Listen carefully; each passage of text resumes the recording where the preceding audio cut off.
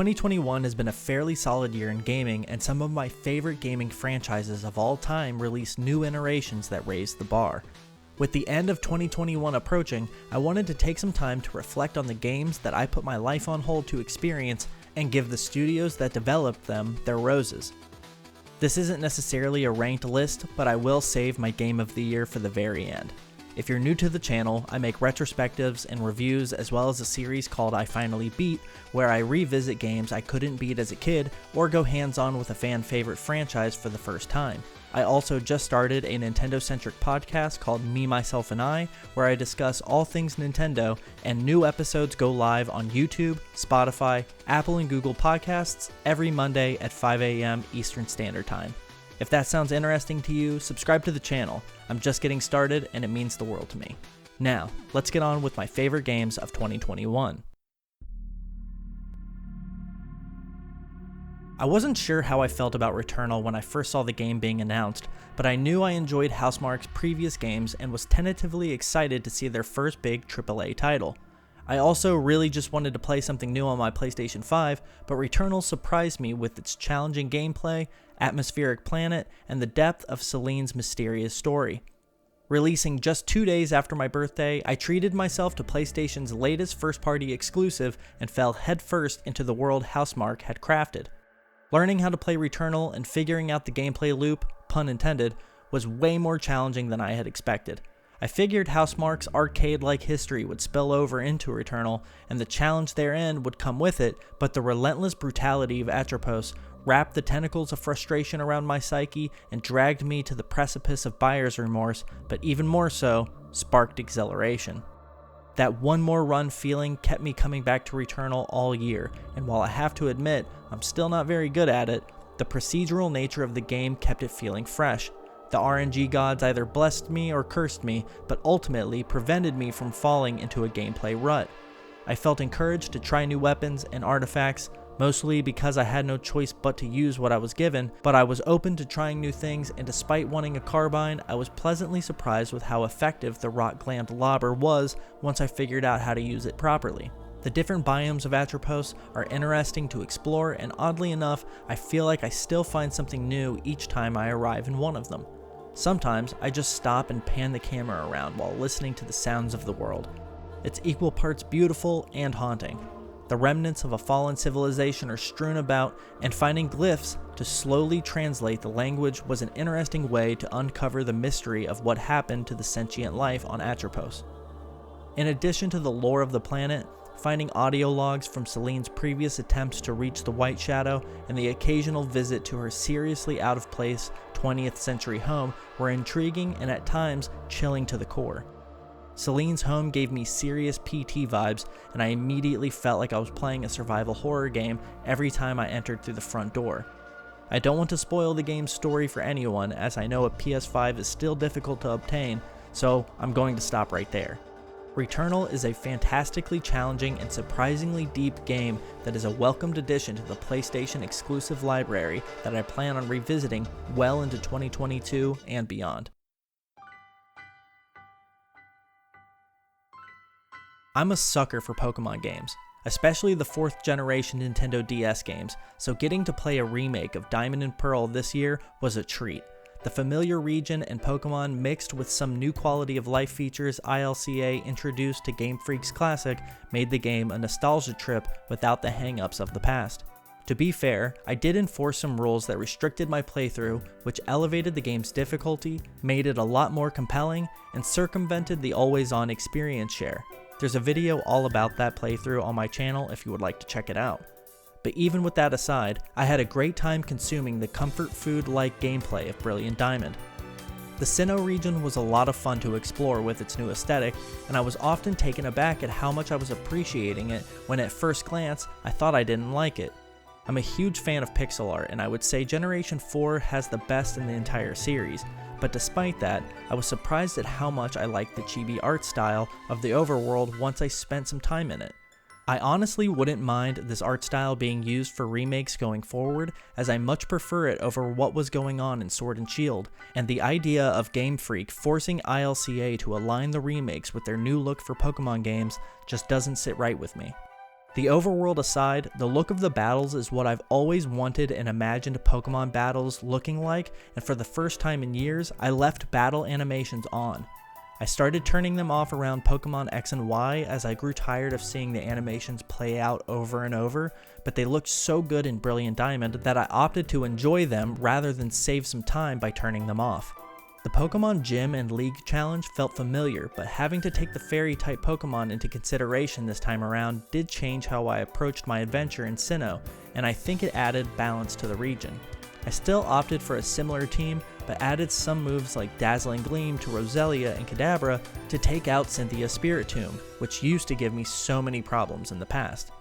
While the rule set I was enforcing didn't require me to spend a lot of time in the Grand Underground, I did excavate for a bit just to check it out, and I love being able to find new Pokemon down in the caves beneath Sinnoh. Being able to add a Lickitung or Houndoom to my team so early on makes me excited to play through Shining Pearl how I normally would without the strict rule set. I'm usually one and done with Pokemon games, so the fact that I'm even considering playing Shining Pearl so soon tells me something about how I view these games. I agree with most fans that the option to turn off experience share should be included in an update, as the games are way too easy. I totally understand that they're intended for children and the default setting should be set up with children in mind, but it would be awesome if ILCA and Game Freak included some additional options for the fans that grew up playing Pokemon and would like a more challenging experience. Overall, in the sea of great games that came out this year, I stopped everything I was doing to play Pokemon, and I had a great time doing it. I said it in my review and I'll say it again, the Master Chief is back. I've been a fan of Halo since Combat Evolved, and have been along for the ride since then. Despite the lows the series has seen since 343 took over after Bungie's departure, I've always been rooting for a comeback, and it's finally happened. Don't get me wrong, Infinite has its issues, but overall it is leaps and bounds above the last two games in terms of its campaign and multiplayer gameplay. With the rumors of the beta releasing on Xbox's 20th anniversary, I let the hype get to me and went out and bought an Xbox Series S with the hope that I would be playing Halo Infinite's multiplayer on my new Xbox that night, and what do you know, the multiplayer beta came out.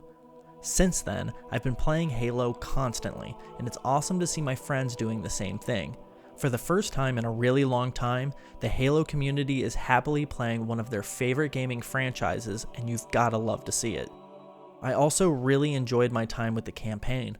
The characters have a depth to them that I feel hasn't really been explored in the past, and the open world allows for player-driven stories and wild sandbox exploitation that is so much fun.